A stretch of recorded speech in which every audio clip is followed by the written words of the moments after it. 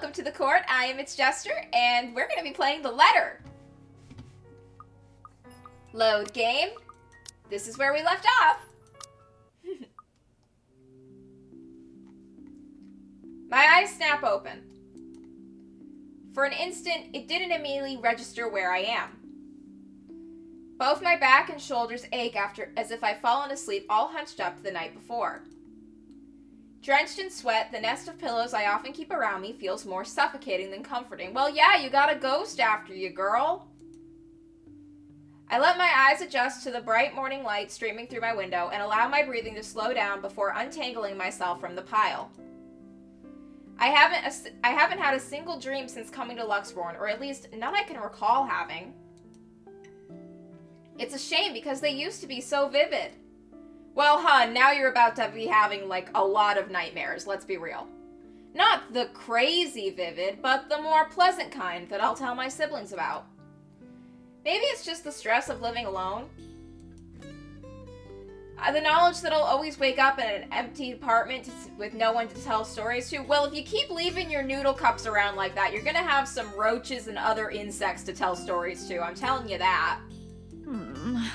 What time is it? Probably too late for you to be waking up, like, did you sleep in? Habit forces me to look over at the clock, even with the soreness weighing heavily on my shoulders, with the compulsion to never leave the bed for the day. In a heartbeat, I'm up. Oh man, of all the times to oversleep! Towel! Where's my towel? Admittedly, it's a weekend, as an unspoken rule that entitles me to extra hours of sleep. But that changes when you have a ghost after you. But if Rose didn't kill me yesterday, she sure as hell will now. Let's see, how's your relationship chart? Yeah, Rose isn't on here, but Rebecca's mad at us. And right after what happened, I don't think she's mad at you. Like, you fell down the stairs, you hit your head, she was worried about you. She sent you home. It's fine. Oh, Lord, 1 box of donuts as a peace offering won't be enough the second time around. This has happened before. Grabbing my towel, I'm already a few short steps away from my bathroom when a muffled ringing breaks out of my bag. There's a moment of indecision at first, my mind conflicted over whether I should just ignore it or answer it. But what if it's Rose? Or worse, our boss. And sheesh, in the end, the rational part of my brain wins out. The letter from yesterday peeks out when I pull the device out. Just the sight of it is enough to put me in a foul mood, and it takes every force of will for me to ignore it in favor of answering the call. The caller ID reads Mama. Huh? Oh, it's your mom. Yeah, you need to answer that. It's around 4:45 in the Philippines right now. That's an unusual time for them to call.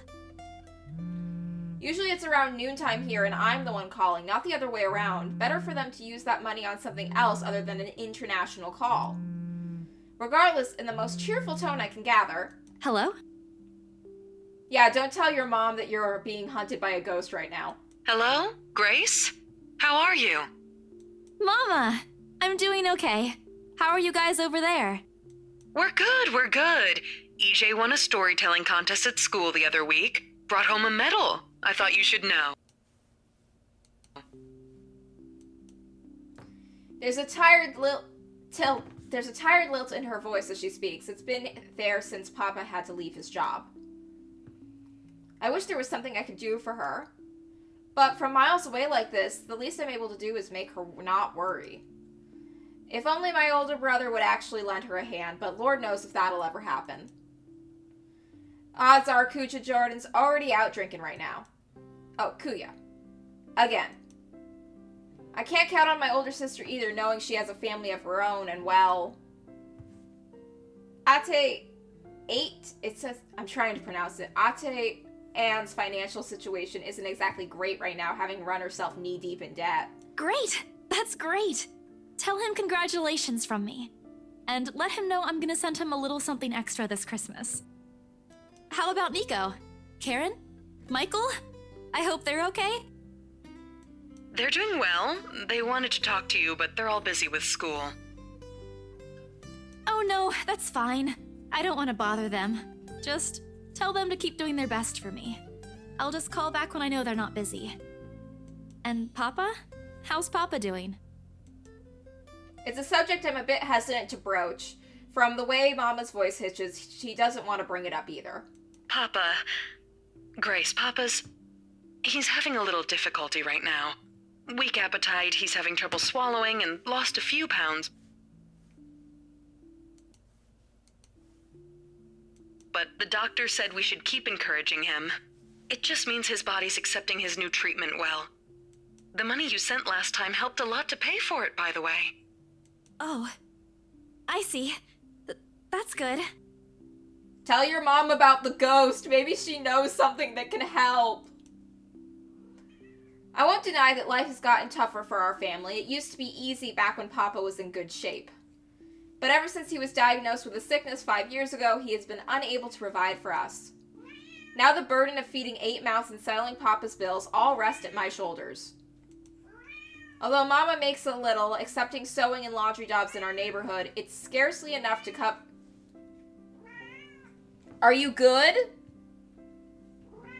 Are you good right now? Why are you meowing? Oh, come on up. There we go.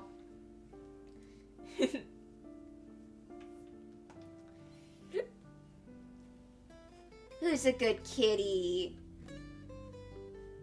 Yeah, kitty's happy now. Although Mama makes a little accepting sewing and laundry jobs in our neighborhood.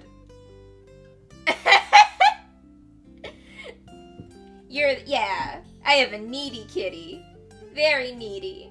I'm trying to focus. It's like, I know that once the ghost shows up and I start getting scared while playing this game, my cat is going to turn tail and run. Although Mama makes a little accepting sewing and laundry jobs in our neighborhood, it's scarcely enough to cover the costs of day-to-day living, let alone the bloating hospital bills. We can't even accept anything from our own government because the health insurance there barely covers anything. I'm sure he'll get better soon. Is he well enough to talk? Do you think I'll be able to speak to him, Ma? Silence. I start to think that the call got cut until... Listen, Grace. Maybe it's better if we transfer Papa to a different hospital. Somewhere cheaper? What? Why? Did something happen? Is it the deposit issue again? Give me the hospital's number. I'll talk to them. Oh, you're... I don't know why the screen would be black entirely. It looks good on this Twitch stream, so I'm not sure how to fix it. If you're having a problem with that on your computer, I think it's your computer, because everything on my end looks good for the... Everything on my end looks okay for that. Yeah, if any... Yeah, reset your phone. Yeah, reset your phone for that. That's... And maybe it's because you're on your phone instead of a computer. That might be it. I'm not sure.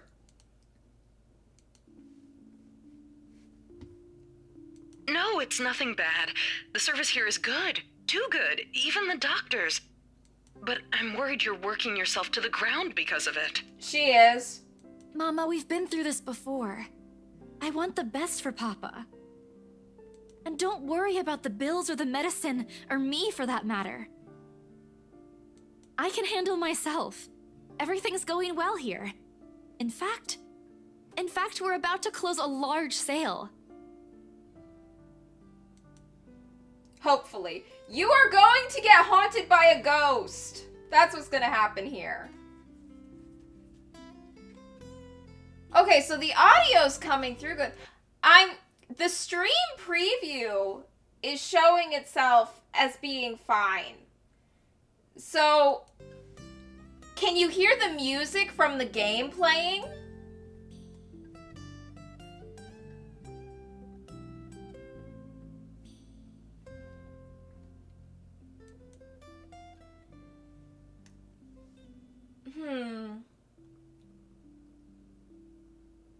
Okay, so I don't know why On my end, the stream preview is showing it to be fine. So I don't know why it wouldn't work for you.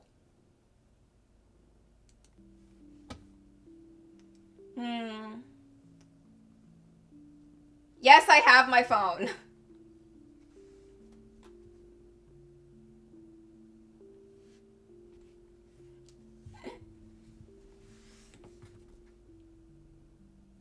Okay, I'll pull it up. Let's see.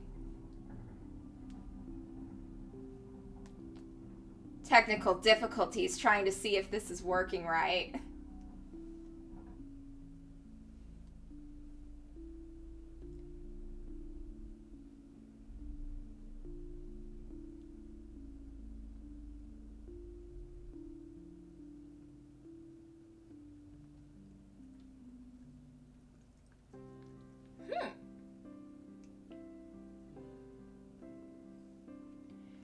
Okay, when I pull up the stream on my phone, it's showing up fine too. So any technical difficulties, I think, are just happening for you, man, because everything on my end looks good, and it's working when I check on my phone. Yep. Sorry. Thank you for coming to my stream. I'm sorry if you can't actually watch it. It's okay. I want everyone to be able to have a fun time watching it. You didn't interrupt anything. It's good. It's good. If not, then we'll have to then I'll find another way. She doesn't need to know that.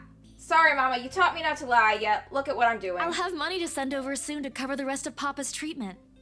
And there's more than enough for Karen, Nico, Michael, and EJ's school tuition, too. Thank you so much, dear. I appreciate it. We all do. But I just wish you'd come home to us soon. I cannot read that word. When are you coming home? EJ, the youngest, used to be the only person asking me that. How do you respond to a question when you don't have a definite answer to? That you don't have a definite answer to? 5 years later, and I still can't give them a straight one. I smile, though Mama can't see it. I fight to keep my lips from quivering, my voice from shaking. She's got enough on her plate as is. No need to weigh her down with unnecessary concerns. Promise me you'll be there to welcome me when I do, okay? Of course. I'm sorry, Grace. I need to take this for a while. There's a small commotion on the other end, the sound of gates opening, and the voice of a child, EJ, talking excitedly about his day at school, the tapping of feet and floorboards as he runs. It's been years since I went home, but I still can picture the whole scene in my mind. How tall is he? Are the neighborhood kids bullying him now that I'm not around? Did Mama rearrange the furniture in the living room again? What are they having for dinner today? I miss them. I miss them so much. It's okay, Ma. I need to go too. I've got work today. I'll call again soon, alright? On a Saturday? Oh, never mind. Take care of yourself, dear. I love you. I love you. Bye. Talk to your mom about the ghost! Oh god, you didn't talk to your mom about the ghost. It ends with a soft click, leaving half-truths and empty promises hanging in the air. Closing my eyes for a moment, I take a deep breath and shake away the thoughts beginning to swim inside my head. It's pointless to mull over these things right now. Okay, Isabella. Time to get that mansion sold. Unfortunately, before I can take a single step away from my phone, it rings again. No doubt Mama forgot to say something. Mama? Did you forget anything? Oh god, you just called Rose Mom. Excuse you? I'm too young to be your mom. Are you still sleeping? Hold on, never mind that. Get yourself in the office. Hurry! Office? What about the open house? Oh no. Is it Sir John? Did he hear about yesterday? Am I in trouble? Why would you be in trouble? You fell down the stairs. That's not your fault. Oh god, oh god, oh god. I'm gonna get yelled at, aren't I? What do? I'll buy you an extra box of donuts if... Bribery isn't gonna help right now. No. It's nothing like that. Will you calm down? Get yourself here, alright? I'll tell you everything then. That couple from the other day is probably buying the house already. They really wanted it. There's the telltale din of several feet shuffling against a wooden flooring and an indistinct yelling in the background before Rose cuts the connection. That isn't in any way comforting. But it's enough reason for me to hastily discard my phone and finish my shower in record time. I make it to our office within 20 minutes of leaving my apartment, completely disheveled and out of breath. A feat if I can take account my usual travel time. Routine clamor common to the Briar Reality Corporation's Luxborn office greets me as soon as my foot crosses the threshold. Papers rustling, telephones at sporadic intervals, agents typing varying volumes, staff moving about, and... Where the hell is C? Where are my employees? I'm sure this is fine. What the actual fuck, guys? Of all the times to disappear without notice. Okay! My boss's words turned muffled as someone else closes the door to his office, likely the work of our HR manager. Oh my god, get your HR manager a box of donuts. Throughout the past weeks, he's been in a bad mood over a few employees who have failed to report to work. They probably got killed by ghosts, let's be real. I hear they're still trying to get a hold of them, but to no avail. The result is half their workload has been shifted to all available staff so as not to lose clients. Not that I mind the extra work. If anything, it means I have more to send my family back home. Although the rumors of a branch closure circulating because of this is indeed a bit worrisome. My bag barely touches the top of my table when Rose pulls me aside. Here, I need you to help me with these papers. If you could also get these signed and photocopied before lunch today, that would be great. One after another, she thrust a bunch of paperwork in my hands without explanation. A page flutters away from the top of the pile, and I lean down to pick it up, my eyes scanning the top of the page as I straighten. A purchase and sale agreement. Rose simply gestures her thumb at the direction of our visitor lounge, and then I tilt my head in question. There, seated on the sofa, looking completely out of place in the humbly decorated room, is the same couple from the day before. The Wrights. Something bubbles in my throat. Their presence in the office can only mean one thing. The ghost is coming to kill all of you. They're buying it? We got a deal? She swats my hand to tucking her sleeve, although her eyes alight with something akin to joy. She wants this sale to happen as much as I do, and now that it's here, the deal needs to be closed, but documents needs to be signed, but the elation is there. Along with the foreboding feeling I can't quite pinpoint. Yeah, you're selling a haunted house to people, and the ghost is mad, and there's a letter, and everything's gonna go bad.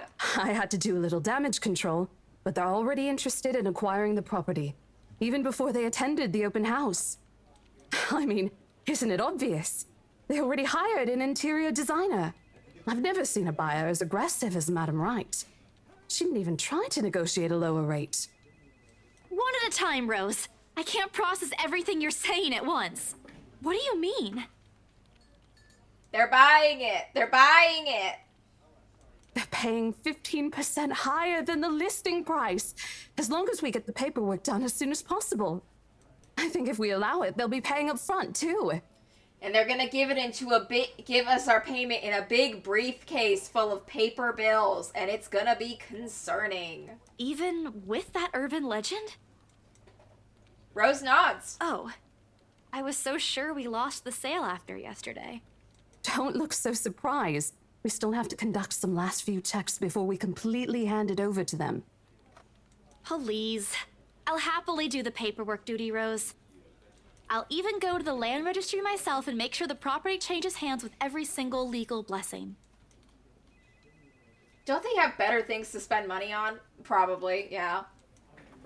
I'd haggle it down to the lowest possible price if I were in their place, especially with the stories attached to it. Not that my opinion matters one bit here. We're just their agents who are going to receive a hefty commission after all, nothing more. Rose gives me a pat on the shoulder, signaling that she's heading back to them, an unspoken instruction for me to follow when I'm done. It doesn't take long for me to finish the work she left me. In fact, having our boss sign the agreement is the easiest, since it puts him in a better mood for the entire office. Ma'am, Hannah calls me over at the moment she notices my presence at the lounge door. She welcomes me with a bright smile, her movements more open than one would typically expect from a passing client to have. Oh, Isabel, how are you feeling? You looked awfully dreadful yesterday. I fell down the stairs. Isabella, I'm fine now, ma'am. I appreciate your concern. I really don't understand why they can't get my name right. It's a fairly common name. It shouldn't be too hard to remember. She knows your name. She's doing it on purpose. Regardless, I can hand them a copy of their agreement. Wonderful. Your team works unbelievably fast. Ma'am Hannah skims through each of them with a scrutinizing eye, checking every page for any inconsistencies or errors. Despite the unassuming impression she gives off, she appears fully aware of what to look for in the process contracts like these undergo. It's surprising, to be quite honest. I hadn't pegged her for someone who was well-versed in these things, yet here she is.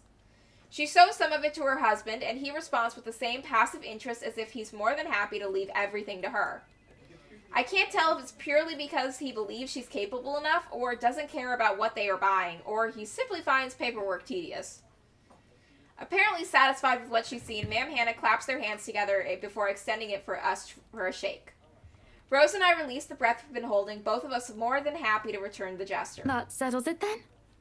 Are you really sure about this property, ma'am? Don't talk her out of buying the haunted house! Someone needs to own it! We could easily find you a bigger one among our current listings. Something with a modern touch? Isabella, I know you feel guilty about selling this woman a haunted house, but don't. She's made her decision. Something not haunted, perhaps? Let her buy the haunted house. You know, maybe she likes that it's haunted. She'd never be lonely, and it seems like her husband neglects her, so, like, maybe she wants to have an affair with a ghost. Rose looks so pissed right now. She knows you are blowing this for her, and she's so fucking mad. Rose shoots me a warning glance that clearly says, don't make a scene, we're almost there. Of course, why wouldn't I be? The house is absolutely perfect, isn't it, darling? A helipad would still be a nice addition. You can get the helipad added, probably, maybe. I mean, you don't really have any neighbors out there, so you might be able to get one in. Yes, well, we'll get there eventually, love. Also, where do you need to take a helicopter to? As I was saying, if your partner had the documents yesterday, we would have bought it right there immediately. Shame she didn't have it. Well, there's still a few necessary documents we need you to sign after, but we'll let you know once we have those finalized. We'll be handling the process for the rest, so don't worry about it, ma'am. Within a week, I hope. We still have a housewarming party to plan, after all. You know how much thought should be put into those things. There are servants for that, darling. What the fuck, dude? Is that what you, like... Look, I could understand if this guy, like, hires people for things like a party. Do you call your party planner a servant? Like, would you call... Oh my god, you call your party planner a servant. That's insane. Love, wouldn't it be better if we handled it ourselves? A personal touch of sorts. It is our housewarming party and our new home. No more than a week, ma'am. Barring unexpected delay, of course. You can leave it to us. The ghost gets in the way of the paperwork. Excellent. Well then, I'll leave you two to it. It's been a pleasure doing business with you. All the signed documents mysteriously get lit on fire. It's the ghost. Oh, and before we forget... She discreetly folds something into both of our hands and winks, a finger raised to her lips demanding our I silence. know both of you worked hard on getting us this beautiful mansion. I like this woman. Did I mention we reward our people generously? But this is... Ma'am, I can't accept this. Yes, you can, Rose. Accept the money. Don't you worry, darling. It's a small thing coming from us.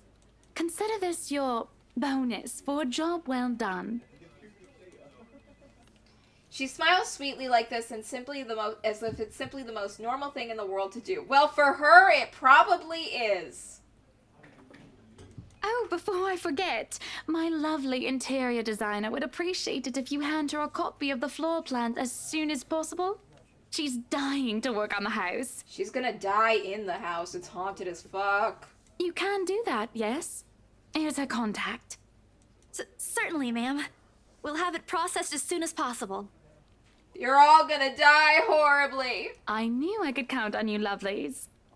I hope to see you two soon so we can get this closed. Just like that, transaction over and done with. My mind's still reeling after they've left. Other agents would kill to have clients like them. Yeah, they're good clients. They want to get all the paperwork done right away, and they give you wads of cash just for being there. A part of me feels lucky about the fact that no lengthy negotiations, no sudden change of minds, just talk, signatures, a few handshakes here and there, and we're done. The other part? A second ago, we sold a haunted property to two innocent clients. Oh my god, they're rich people. How innocent are they? Sure, the commission's big. Big enough to continue funding Papa's treatment and hospitalization. Big enough to pay for all 4 of my younger siblings' schooling. Heck, it'll keep me away from the instant noodle diet for months. I don't have to go back to the mansion as well once the deal has been closed, much to my sanity's relief. But knowing that something's out there, and we gave it to a good couple despite that, maybe they want the ghost. You know what?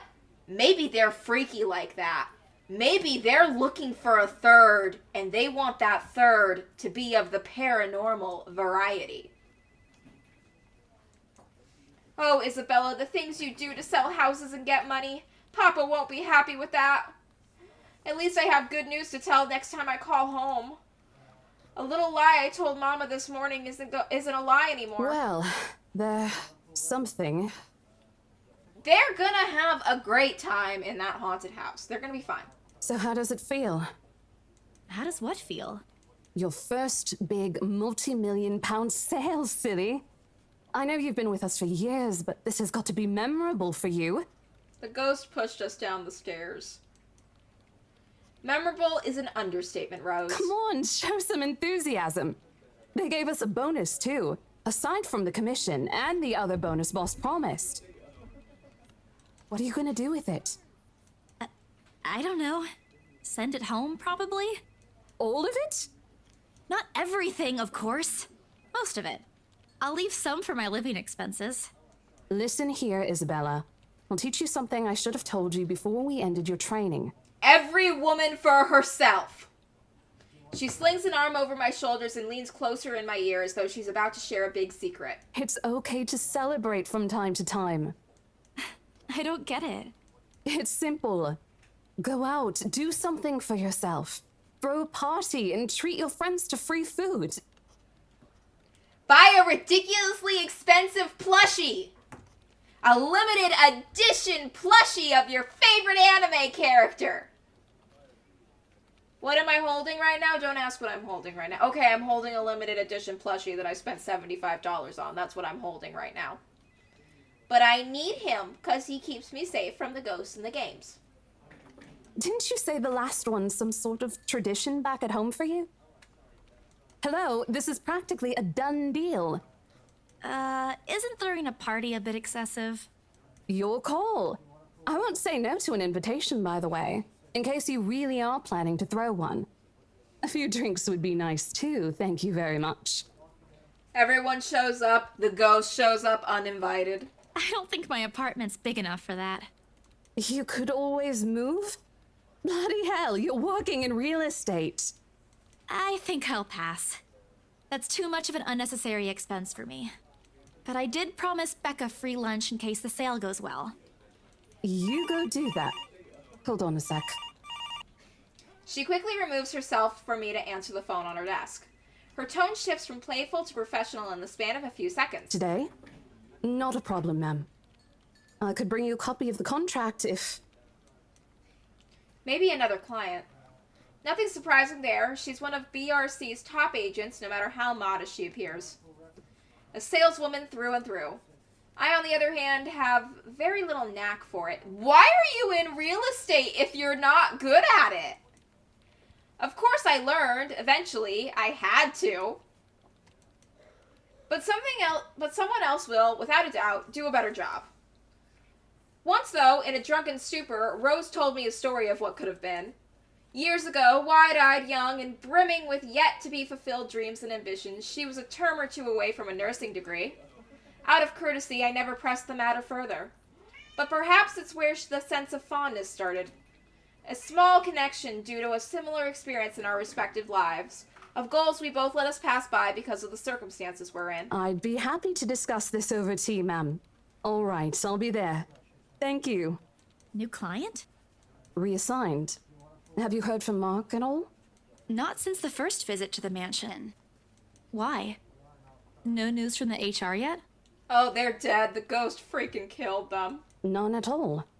Boss thinks he ran away. I doubt it, though. He's too much of a wimp for that. There must be another reason. Wimps Who run knows? away. Wimps run away all the time. My father was a coward, and he ran away from my mom. That was an interesting way to go about a divorce. Anyway, I've got to meet this one. I'll see you later. She throws a wave over her shoulder as she rushes out of the office. The lunchtime bell sounds shortly after, followed by the chatter of fellow agents also heading out for their much-needed lunch break.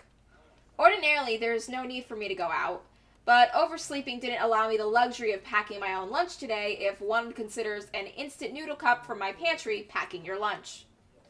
Time to make good on the promise I made to Becca, I suppose. Maybe invite Zach and Ash too?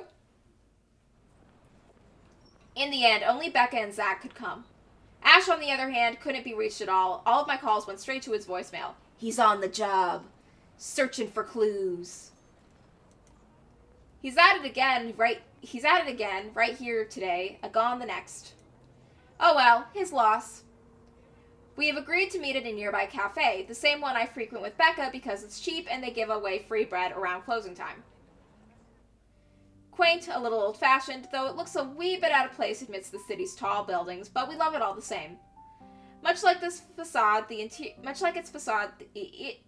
interior carries an antiquated charm to it. Vintage art pieces and a row of shelves boasting an extensive collection of books cover the wall.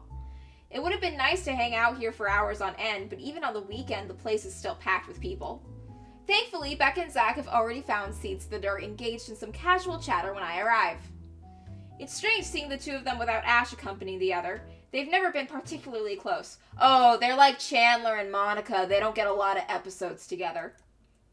Sure, they talk when they meet, laugh at the same things when there's something funny, but there's distance, the kind born purely out of differing interests.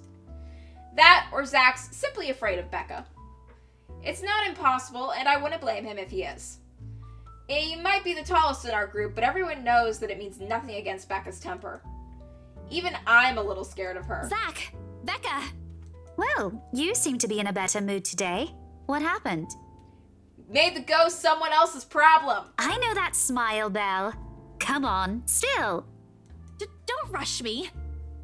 Let's order food first, okay? A waitress comes by to take our order. On a normal day, me and Becca would order a hefty serving of their special vegetarian stovies. Zach takes anything with a good helping of meat, sausages, and potatoes in it. But today's a great day. It's not wrong to indulge a little, right? Today's special. For the three of us. Even the person jotting down our order looks surprised at today's meal choice. She writes it nevertheless, but leaves without a comment. Becca furrows her eyebrows, her mouth halfway open, ready to let loose what's likely a string of reprimands. Don't worry. It's my treat. The glare she sends my way reminds me of the one time I received from Mama when I punched a kid bullying my younger brother 18 years ago. Naturally, I never did it again after she made me apologize the next day. But Becca's far from being my mom. She's a little bit your mom. A small sheepish grin is enough to turn that frown into a defeated sigh. Food arrives in the middle of a funny story from Zach, putting the rest of the conversation on hold as we are each served our order. It isn't anything fancy. Pan-roasted sea bass with citrus dressed as asparagus and a portion of mashed potatoes on the side, or at least that's what the daily special board says it is. I never did pay any attention to it whenever I came in here, since they price whatever is written way above what I'm willing to spend on food for a single day. Oh, good. I'm so hungry, I think I'm dying. You're always hungry. Hey, not all the time. Let me guess. You skipped breakfast again. Maybe. Not on purpose. I may have overslept by a few seconds today.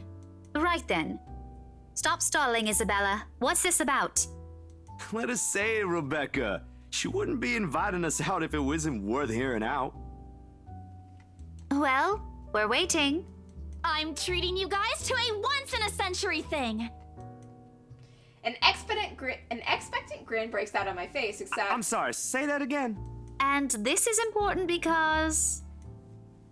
Becca only raises an eyebrow at me while Zach appears like he didn't get the punchline to another lame joke Ash made and is desperately searching for someone to explain it. Bummer. Maybe I should rephrase that. Okay, let me do that again. Guess what, guys? I'm paying! I sold the house! As the news sinks in, their expressions go from sheer bewilderment to utter surprise. That's more like it. You heard me right, ladies and gentlemen. As of today, I'm Maria Isabella Grace Cruz Santos and free from my instant noodle binge. Seriously? Hold it, Belle. You sold the house? Someone had to buy it eventually. Yep. Which house is this? In Anselm Village? The one with the open house yesterday? Yep, the mega haunted one. The one and only. Come on, Becca. I know you've got a better memory than that. Oh, wow. That's... She lets out a hum. Although she's nodding, she gives the impression of someone who has heard something unbelievable and is still forcing her brain to absorb it. Did she think we wouldn't be able to sell it? Well, it'd have to go somewhere eventually. Have some faith in me, Becca. Am I not your best friend or what? You don't believe me? The words tumble out of my mouth before I can stop them. I've been trying to avoid bringing up yesterday's little spat, but judging from the looks on their faces, it seems they are too. Me and my stupid mouth. I'm sure it ain't the way you're thinking, Bella. No, I do believe you. But don't you think the sale happened a bit too fast? The open house only started yesterday, and now you already have a buyer? Oh my god, what if the couple bought it because they're intending to use the house for a reality TV show about living in a haunted house? It could be titled Three's a Crowd, and it could be the struggles of keeping their marriage together while also dealing with paranormal activity. Ooh. I'd watch it. It happens from time to time. Yeah, but... Look, I'm happy for you. Just yesterday, you've been really worried where to get money for your dad's new treatment. And now, all of a sudden, you have something. What if the sale doesn't push through, or I don't know, they're a fraud, or they suddenly back out? And this is all some kind of money laundering scheme. Isn't it a little too early to celebrate? That is fair. You have not gotten the money. I would not be doing any of this stuff until I had that money in my hands. Checks cashed. Balances made. Rebecca does have a point, Bella. If you haven't closed the deal yet, there's still a chance they'll go back on it.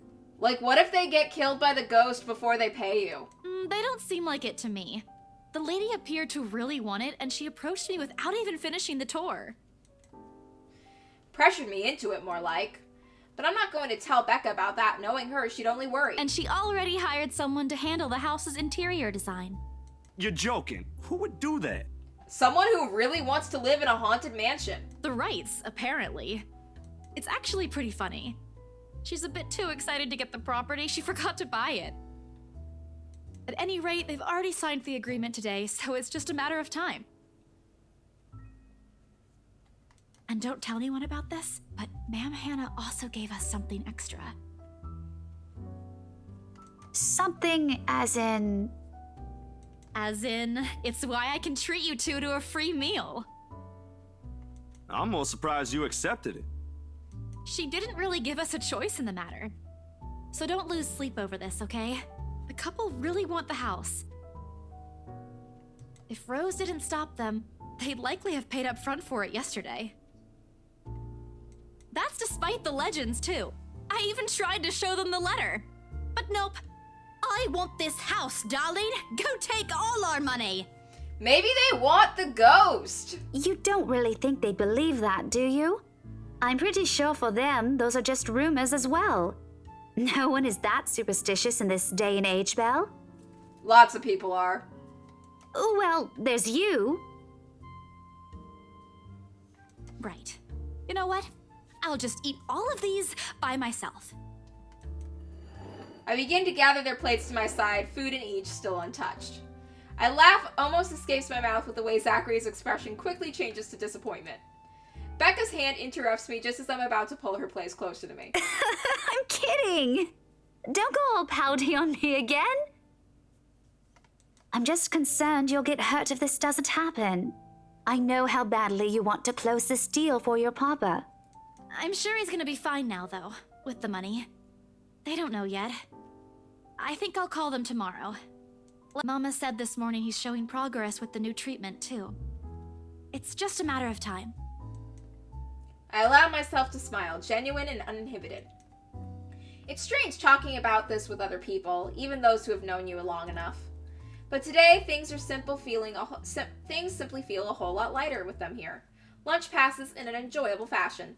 A laugh here, a playful jab there, but most of it's spent catching up on and telling stories about whatever's keeping us busy these days. Something we couldn't afford to do in the day before, taking into account what happened. Even Becca's surprisingly chatty. Is there something in the sea bass we ate? Zach, though, appears less energetic. While he's far from being in the life of the party, he's definitely not the type to keep quiet in a conversation with his friends. Apart from a few inputs, he's been silent the entire time. If Becca notices... Are you sure you're not feeling under the weather, Zachary? Huh? No, I'm okay. No worries, Rebecca. Doesn't sound okay to me. It's okay. I might be feeling a little bummed out today, but I'm sure this will pass. Is it about the reviews this morning? They better have been good. He's our friend and he deserves good movie reviews. A pained expression crosses Zach's face, and almost immediately Becca retreats in her inquiry as though the man's look is enough to answer for her. Aww.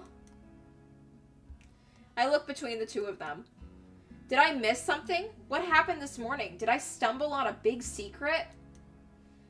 This is why I don't like waking up late. You heard about those, huh? Sorry, I just happened to check on some sites this morning. Nah, it's a very sensitive topic in the first place.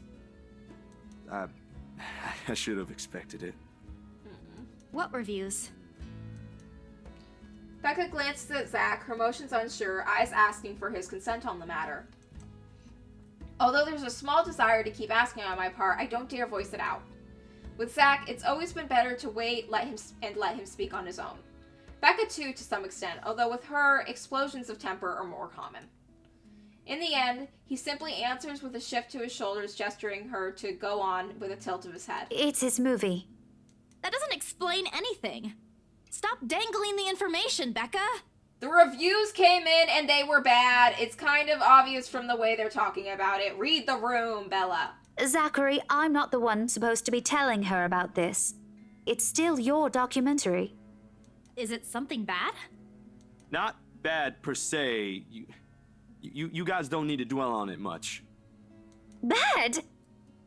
Listen here. I wouldn't trivialize what those bowheads wrote if I were you. They're ruining other people's jobs. From now on, her tone rises in anger. It seems as though she's the one slighted, not Zach.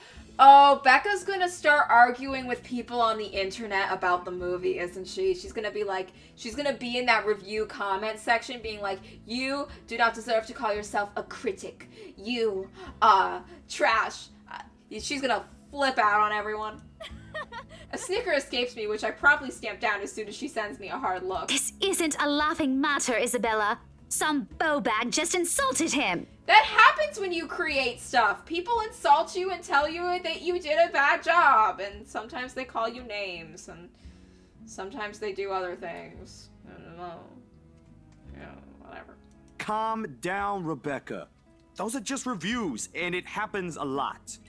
I do not ken about you two, but calling the entire film an out-and-out drivel, you're better off watching an educational kids' TV show, and worst 1.5 hour of my life, among other things, isn't exactly a critique any decent movie reviewer would say. Yikes. If you could call that a critique, did we even watch the same film? This is exactly what she put in the comment sections of that critique. Well, maybe I ain't cut out for it. Better stick with my photography or something. You're great. Don't listen to them. They're just jealous that you made a movie and they didn't. If nothing else, this helped me open my eyes to what I can and can't do. You're giving up. It wasn't a question. It was just something experimental I did on my free time anyway.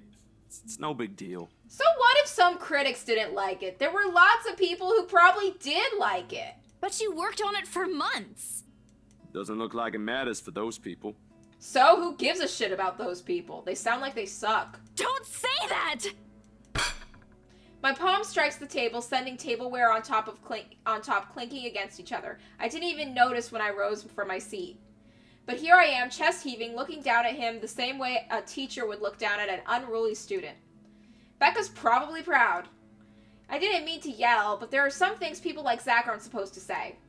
How exasperating. He, of all people, should know. It's just a review. Except they're pretty well-known critics. So, lots of well-known critics are trash at their jobs. Why does that matter? They aren't the ones calling the shots on this. Isn't that why they have a committee? Right, Becca? An amused gleam is in her eyes when I turn to her. Why does she find it so entertaining here? Help me here. Your friend's about to quit his passion for a petty reason. I haven't read what those people wrote about his work, but a few scathing words shouldn't be enough to discourage someone. I should know. After all, Failing means you're playing, Zach. Not that I'm saying it's bad. I've seen it from start to finish, and I know for myself what you created isn't something people should scoff at. I don't know anything about filming or photography. Hell, I don't have an inkling of artistry in me except for those doodles I make for class. But I know what I watched. Look at Isabella. It's not every day you see her all riled up like this. Whatever I'm about to say gets lost in my tongue as a flush of embarrassment blooms across my face. It was a heat of the moment thing. And anyway, I'll be very angry with you if you quit. What about the exhibit? What exhibit? Classified information. Even if I bring you your favorite tonight? Nope, not a chance. Do it! Give in to the bribe! Come on! I thought we aren't supposed to have secrets. A burst of laughter comes from Zach. Thanks, you two. I might need some time alone to myself for a while. Just to think about things, how I'll go from here, that sort of stuff. Hey, I'm not quitting, Bella. Don't give me that face. There's no face at all. Only a poor imitation of puppy dog eyes, if you could call this one. Promise? I'll be damned if I break any promise I make to you guys. Besides, you're right. It's too early to say anything right now. One's night ain't for another week. And that's all the answer I need from him. As sentimental as it sounds, there's the fulfillment in knowing another person you know won't take the same path you've walked. It's not like it's over for me, though. I still have time. I could still come back. Do my own thing. Do what I really want to do. Surely once Papa recovers, once I'm done with everything. Inside my bag, my phone buzzes unexpectedly, breaking the pleasant afternoon lull. The screen shows Rose. Hey, Isabel. You at the office? Sure. Ha ha. Very funny, Rose. I'm hanging up. Don't, I'm kidding. BRC says the floor plan copies are ready for Miss McCullough to pick up. She states that as if it already explains everything. Then, out of the blue, she launches a long rant about the awful state of Luxbourne streets. All of which she says in a single breath that I can barely keep up and make out a single word. I stay quiet, if only to avoid becoming the next object of her frustration. She's similar to Becca in that regard. I'm stuck in horrendous traffic right now. Bloody stupid drivers. When she has finally ran out of things to complain about and stops, what she says next still has none of what I'm hoping to hear from her. A quick mumbled plea for me to meet the Wright's interior designer and her steed, and... Anyway, I'll leave it to you. Bye. Thanks. Okay, bye. Classic Rose. She ends the call without even asking me for my input. How's our journal doing? Timeline.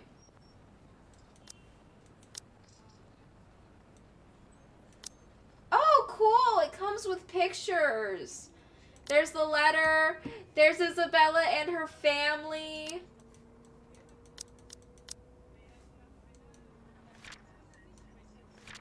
That's cool.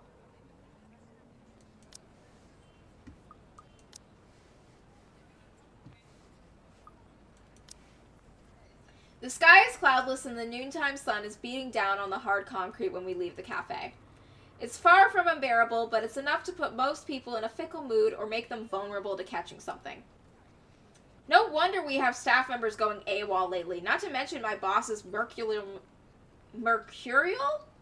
moods.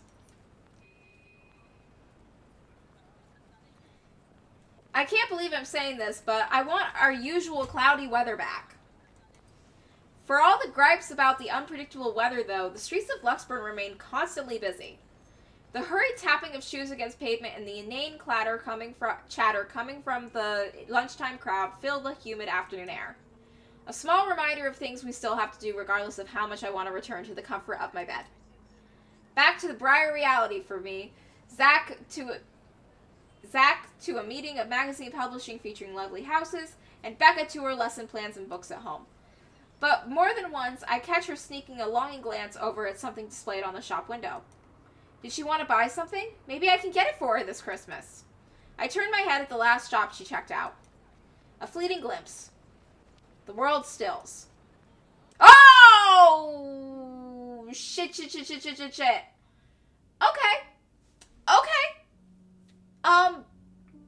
This is fine. She looks at me, eyes hollow, gaze piercing, and boring into my very soul like a set of chains to keep my whole body still. There's no shadows or whispers this time. Only a plea. A hum, low and indistinct. Compelling me, beckoning me, intent on dragging me into the void beyond the glass. Help me. No. I don't dare move. My heart hammers against my ribs, each beat, each thump, screaming at me to look away and run for it. But I can't. I couldn't. All of my limbs feel heavy, while my own breathing strains on the face of her calls. Help me. Leave me alone. Her mouth is stretched in a grin, wide and unpleasant. The panic building up in my chest forces me to take a tentative step back. I try not to stare at the decaying flesh, at the mold seeping from the gaping wounds on her arms or her nailless fingers. I don't want this. Not like this. Not after what I got from... It's not after I got what I want for Papa. Oh no, stop. Leave me alone. Oh, God! Her face contorts in a wail. Contorts and she lets out a wail, sharp and utterly unforgiving. Rage. There's only hatred and bitterness, as if the very notion of turning away from her is an offense in itself. Please! I don't want this! Before I know it, I'm stumbling backwards, my own throat hoarse from screams that I didn't even notice already coming out of my mouth. The back of my feet catch on some loose stones, sending me sprawling to the ground. The result of pain completely jolts me out of the haze, blurring my mind. For a little while, my surroundings appear unfamiliar until Becca's face swims into my vision. A look of concern is on her face, and her hands are gripping my arms tight. Even Zach appears beside himself with worry while he stands behind her, acting as a shield against the small crowd of onlookers already forming around us. What happened? Bella, you okay? I saw the ghost and it was mad! My mouth opens and closes, but nothing comes out. The words refuse to form. On impulse, I sneak a swift glance at the display window. She's gone. Yet the foreboding feeling hasn't left me. My hands are shaking as I push myself off the ground, my weakened limbs relying solely on reflex and muscle memory. Something icy has made its home in the pit of my stomach. I want to throw up, anything to get the wretched sensation You were out. screaming. Zach, call someone! No, don't. I'm good. I'm good. What are you gonna tell the ambulance? A ghost showed up? I need to get to the office. Rose, the floor plans. Someone's going to pick it up. I'll see you later. Careful. Don't stand up yet. Stay put, Isabella. Zach, you watch over her for me. I'll call for someone. What's a doctor gonna say? Hey, doc, I'm being haunted by a ghost. I attempt to put a smile at ease, but it likely comes off as a grimace. What does the journal entry say? Yep. I attempt to smile to put her at ease, but it likely comes off as a grimace. Gently, I pushed her hands off my shoulders. My knees are still trembling, but I can stand. Leave. Leave me. Stay away. Away! The humidity is stifling, everyone's stares are unnerving, and Becca and Zach's concerns are suffocating. I don't want to be here. No more. I break into a run. Oh my god, you just straight up run? Oh my god. If one of my friends was like screaming and I was concerned for them and they just ran, I would be so upset. That is terrifying for your friend to be like upset like that and then just run. I wish I hadn't left my bed this morning. Here, with the only occasional drips of water on the sink and the whirring of the fan blades to keep me company, it's easy to fall into a cycle of negative thinking. But even with the clutter to keep me company, the room still feels a whole lot bigger than usual. I hug my knees closer as a group passes by outside. Loud. So loud. If only there was a way to tune everything out, to keep my head from replaying every image, every sound of her. Her screams, her awkward gait as she reaches for me, her bone-chilling smile, her pleas for... enough. That's enough! A shiver passes over me, though it's not from the hair still hanging in damp against my back, nor the draft that enters the room from the windows I've left wide open. My gaze shifts over to something, the letter on the coffee table. Its edges flutter innocently as the wind touches it. Funny how ordinary looking piece of paper can bring this much trouble. The impulse to throw it away and rip it to pieces is still there. I can easily do it, but after that, what? Will she leave me? What about those people who have already seen it? Will they be okay? The uncertainty gnaws at me. Knowing she's real, it might go after the people I care about. I just wish someone would listen. Believe me. The abrupt break in silence nearly makes me jump out of my skin. Blindly, I finish out my phone from underneath the mess of papers and cushions that I've carelessly thrown before taking a shower hours ago. Zach's name flashes brightly on screen. Is he calling me because of this afternoon? Frankly, it's the last thing I want to discuss, but I did leave the two of them there without saying anything. Knowing Zach, you bet he's worried. Hey, yeah! Zach. Oh, good. I thought for sure you're not gonna pick up. Sorry, it took me a while to find my phone. No worries. You game tomorrow? That is an oddly chill response from someone whose friend broke down screaming in public and then ran away when you asked him if they needed help. I don't recall making plans with Zach for the weekend. You did! You had the whole priest thing, remember? Did I forget something? Remember that guy I told you about? Back in the movies? The, priest? For the blessing? Yeah, we need him. Does it ring a bell? Oh, right. I did say that. But I didn't think he'd actually go through the trouble, especially after what happened with his film. Look, if my friend was haunted by a ghost, everything else going on in my life would get put on pause until I figured out how to get rid of the ghost. That's just what friends do. Sometimes I forget how kind Zach can be. Yeah, I remember. Is he fine with it? My friend doesn't mind. We're lucky he's not busy. So, tomorrow, he'll meet us at the mansion. Okay. Sorry for the trouble, Zach. Hey, no problem. I'm the one who suggested it to begin with.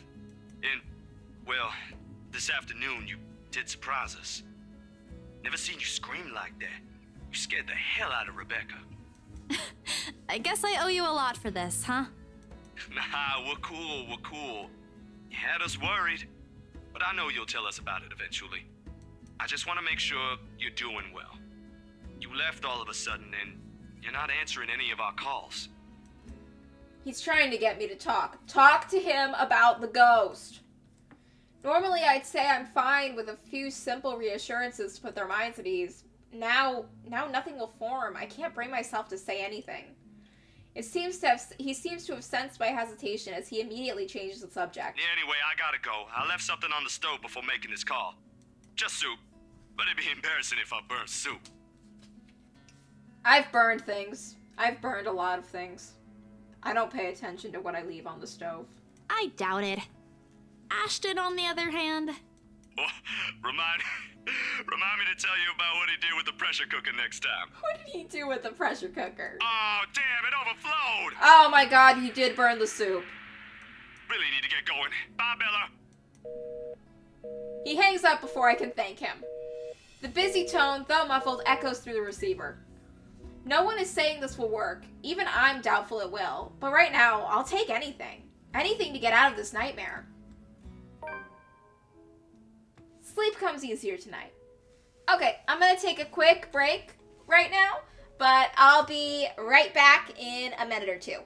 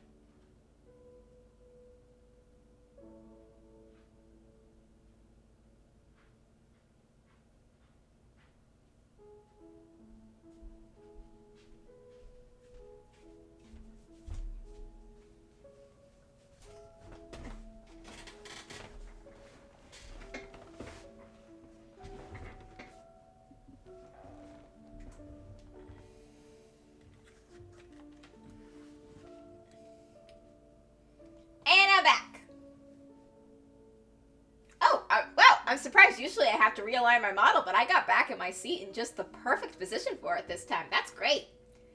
Sleep comes easier tonight. And for the first time in a long time, I dream. Oh god, it's not going to be anything good. Of clear skies and unrestrained laughter of children playing in the streets, and of small, cramped dwellings. To an outsider, the sight does not paint a pretty picture. However, this is home to me. Oh, and that's my cat to me.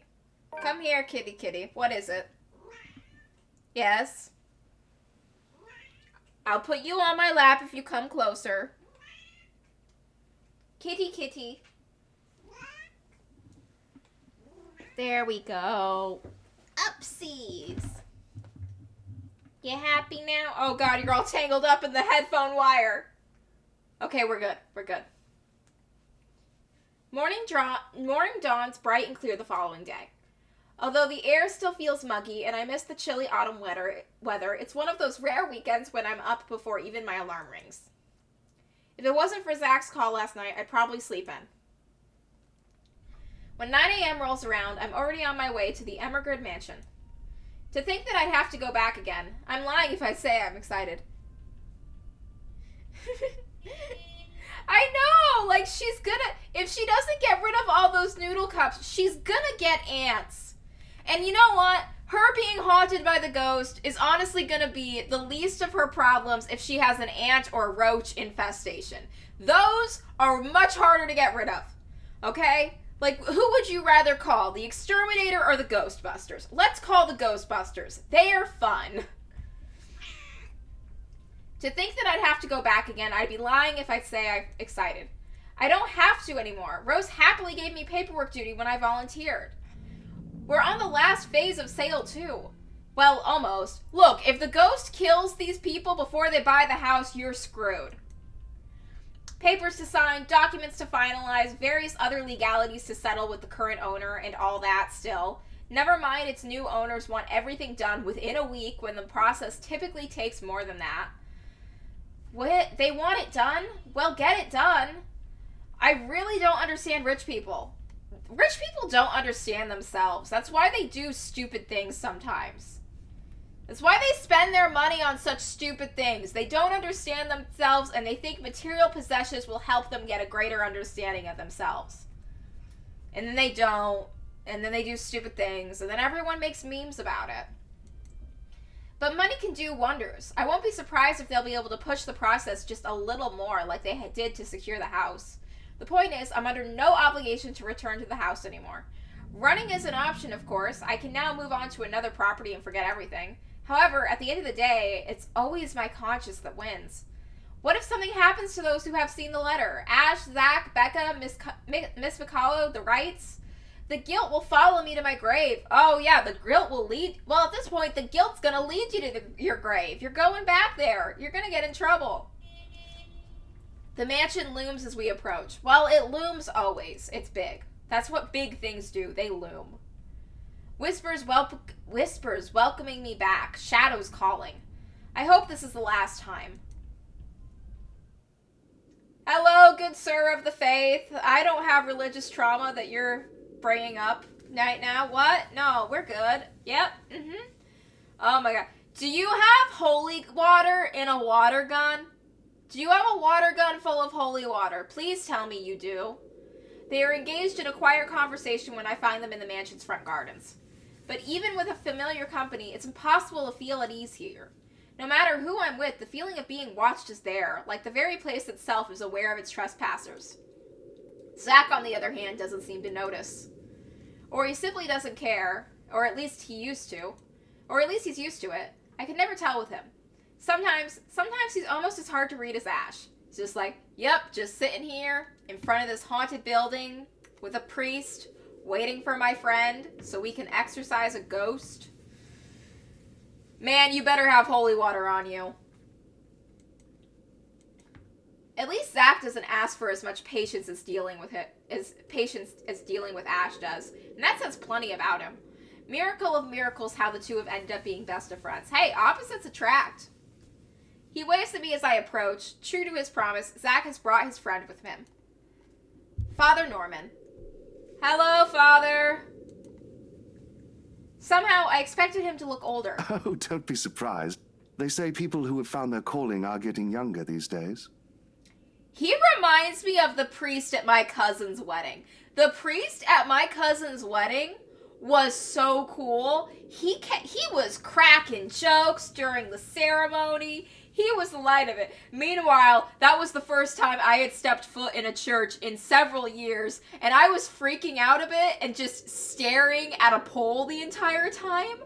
A fruit fly landed on my hand that I named Esteban and started a friendship with, but then flew away, leaving me behind. I get weird around churches. Blame my grandmother. I don't know what ESD means. Oh. Okay. Sorry, Father. I didn't mean to say that out loud. No offense taken. Though I admit I'm a bit surprised. I didn't think someone would ask this house to be blessed after all these years.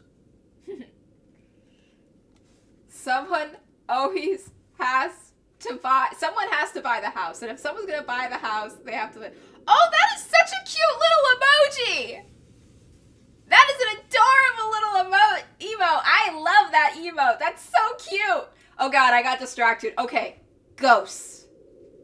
We're blessing a house. Very important. You've heard of it, Father? In passing, the occasional rumors and talk by the locals, nothing new. You don't spend years serving the church here without hearing a random hearsay here and there. I'm surprised they don't just go to places that they hear are haunted and they're like, you know what? Let's just go and, like, bless this place as practice. We all know it's mega haunted. You might as well just get a practice in. No one asked us to do it, but no one's, like, gonna... Oh, would that be a problem? I think that would be weird. The police show up. They're like, what are you doing trespassing on this property? And it's like, oh, it's cool. I just heard it's haunted and I'm blessing it. It's like, you're trespassing. I'm like, no, I'm not. And I was like, you legally are. You never mentioned what you thought of those, Father. Ah, but he who goes down to the grave does not come up. He shall never return to his house, nor shall his place know him any more. But what I saw... May not be what you think. It depends entirely on what you mean by it. If you're talking about spirit beings, angels, demons, then yes. Hallucinating because you've been exposed to a gas leak? Are we talking about the spirits of people who have departed? The word makes it clear that once the deceased has left us, they are gone. Then what has been haunting me? But of course, I didn't come here to bore you with a lecture. No, it was enlightening, Father. Thank you. Okay, so if the chick that's been haunting us passed on, why are we seeing her? Maybe it's like, I did see this one movie though where it wasn't like the ghost wasn't actually the spirit of a dead person. It was the spirit of her trauma manifesting. So maybe it's not that it's like the ghost of the deceased. Maybe it's just that like all the bad things that happened to her and all those bad feelings and pain had to go somewhere, and they formed themselves in the existence of this spirit. It's like, yeah, no, it's not a ghost. It's just the physical, spiritual manifestation of traumatic events. With a letter. Just remember that a God who loves his children would never let them linger once the time comes. That's what my papa often tells me. Your father must be a good man. He raised you well, no doubt. Well then, shall we? Yeah, let's bless this house and get that, whatever she is, away from me, because she's mad. And she's asking for help. Maybe what she's been asking for is for someone to come and bless the house. Maybe that's all the help she needs, and we'll be fine. Otherwise, otherwise she might get angry and kill this priest. And then we're gonna have a dead priest on our hands, and then we're gonna have to lie to some police officers. Regardless of what it is, I'm sure the mansion's new owners would appreciate such sincere intentions. From a stranger, no less. He lets Zach and I walk ahead. A relief this way. He won't see how tightly I'm clutching the straps of my back. This guy needs to be prepped for this, okay? I am expecting that priest to walk ahead in front of us, scanning the perimeter, water gun full of holy water in his hands. Father Norman's probably trying to put us at ease. But the worry, the cold, restless, foreboding feeling has firmly lodged itself in my stomach, making its presence known with every step we take towards the house. Hey, you okay? No! This place gives me the creeps. It's hard to tell a lie when Zach gives you such a look. It's just there. The kind that implores, a silent appeal. I'm not sure if he's even doing it consciously. Another breeze blows, and I try not to shiver, but try not to listen. Try not to shiver. Try not to listen to the voices that may or may not be there. Ugh, this place really gives me the creeps. It doesn't seem more than an ordinary house to me, though. Damn, I should have brought my camera with me. I saw a few areas that'd be good for a shoot. Oh, you could record video, priest versus spirit. Like, he has to fist fight it? Like, come on, be cool. You think the new owners will allow it? Maybe. They are planning on throwing that big fancy party to celebrate getting it, and they would probably like hiring someone to take photographs of the event. Like, you know how they have wedding photographers to take pictures of the wedding? Maybe they'd like someone to come in and take a bunch of pictures of their party. Shh! What if you catch something? Or someone in one of the pictures? Oh, yeah, we should be taking pictures. It just means they want to be seen, doesn't it? Yeah, maybe that's what she means when she says help me. And she's like, help me. Get to 100 followers on Instagram. Please, just help me. I need a little help to get the attention. Please.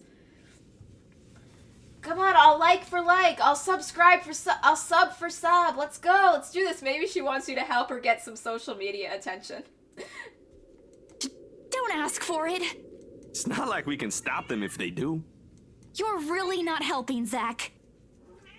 What is it, kitty? Come here, kitty. I'll come and lift you up.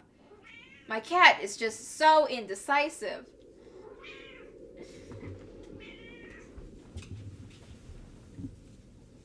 My cat's been so indecisive. It's like she wants up, she wants down, she wants space, she needs attention. Oh, ghosts could just become bots for maybe that's what, oh god, if ghosts ever got discovered as something that were like concretely proven to be true and that people could like use, and people would immediately try to use ghosts. People would immediately try to give ghosts social media accounts and try to use them as the new bots. It'd been like, I have 9,000 followers, but it's only, and like, sure, like 6,800 of them are ghosts, but that doesn't mean they're not watching. If anyone in chat was a ghost, they would let me know, right? I know you're not a ghost, kitty. You're very tangible. All right, sorry. Don't worry. I don't think whatever's inside this house will do anything. I'm here, yeah? I'll take care of them. Or I think I can. Do you have a water gun full of holy water? You're not that scary, but thanks. I'll be sure to run behind you if I see one. Ridiculous talk, though the temporary reprieve it lends me is more than welcome. He offers me a smile in return, the least he could do.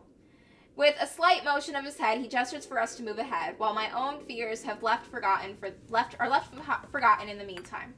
The things inside my bag clutter softly against each other while I rummage for the keys to the mansion. I should have heard the telltale jingle by now, but didn't I put it in my bag last night? The ghost stole your keys. Seconds later, I'm sitting on my heels, and one after another, I'm taking out everything from my pocket. Every slip. It'll be a pain to put everything back later, but I'm sure it's just under these. Nothing. Oh man. Of all the times to forget. Is something the matter? No, I'm sorry, Father. I think I left the key. Father, do you know how to pick locks? Oh my god, the ghost crashes your car. It's like, you are not on my insurance! How am I gonna pay for these damages? Why? Casper, why? You said you were friendly! No use coming up with excuses, and right after they've both taken the time to come this far away from the city, just break a window to get in the building. You'll blame it on the ghost later. It'll be fine. With a heavy sigh, I grab the door handle and pull myself up, a string of apologies ready at the tip of my tongue. Careful, Bella! We've spoken with the current owners. Well, technically, you're not yet the owners, but... Oh my god, how are we going to explain bringing a priest to their house? There's a brief moment of confusion. And then I'm falling. Oh, the door was unlocked. Good. Good news. Door was unlocked. Bad news. There are people inside and you're going to have to explain why you brought a priest to their house. The momentum of the door swinging open pulls me back first into the mansion's foyer before I can make sense of what's happening. Ow, ow, ow, my back. What the? Isabella? Hi! I brought a priest to bless your house. Are you cool with that? No time to nurse my bruised back or make up excuses, because the next thing I know, Zach's gently pulling me upright by my arm. Rose looks down at me with a mixture of apprehension and something I couldn't quite place. I'd say it's a relief, but... Ah, sheesh. Good going, Isabella. Right after you volunteered to work on the papers. And standing behind her... Ma'am Hannah! Mr. Wright! Oh, Isabel. We always meet in the most interesting circumstances. That is a very polite way of saying it. A complete understatement, darling. What are they doing in my house? Okay, so your house is haunted. We brought a priest. He's gonna bless it. You cool with that? Abruptly, he waves his hand at Zach and Father Norman like their presence is a slight against his own. I thought you said you wanted to do paperwork duty. What are you doing here? So remember the creepy letter you guys saw earlier? Like a deer caught in the headlights. Unfair, Rose. That's putting me on the spot. And it leaves me no other choice but to answer. The reason why I'm here? There is no good lie. Well, spit it out, Lily. We don't have all day. I'm just here to make sure everything is fine before you move in. I'm so sorry, Mama. You said I'd go to hell if I lie, and I likely will after this, but there's no other way. What lie can you make to explain bringing a priest to their house? I think, honestly, the honest answer of, hey, there's a lot of rumors about this house being haunted. I couldn't in good conscience sell a house that was haunted to people, so I brought a priest to bless it before giving it to you.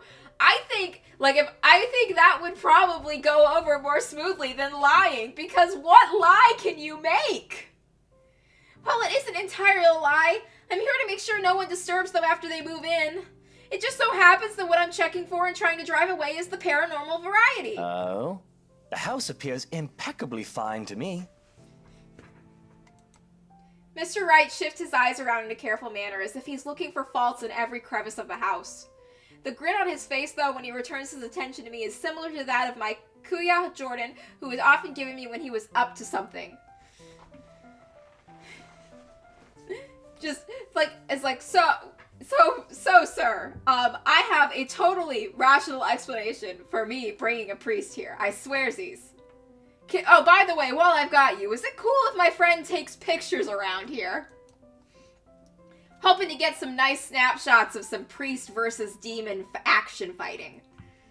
Usually a scarce prank that inevitably ended in me crying. I never did forget the way my brother sneered at me then. A part of me thinks that perhaps if I hadn't been the object of his mischief in childhood, I would have grown up a little braver. Come on, little Lily. Lying doesn't do that cute little face any justice. Are you, flirting with her in front of your wife? I'm a very patient man. Now, why are you really here? Let's just tell the truth. Right now, the face of an almost identical obsession, perhaps even crueler than what I'm used to, the lie I told falls apart. There's no good lie, just tell the truth. The truth is I was just thinking we could have the house blessed before move-in day. And why would we ever need to have this house blessed? So a ghost doesn't kill you in your sleep? For luck? And protection? I shrink under his scrutinizing gaze. For a second, I think he'll start shouting at me. Instead, he laughs. Not the mocking, jeering kind, but one wondering if he's hearing things right. I'd say he was amused, but I honestly couldn't understand what was so funny with what I just said. Was it really that weird? Wasn't it a custom here? I wish Becca was here to explain stuff like this. That's rich coming from you.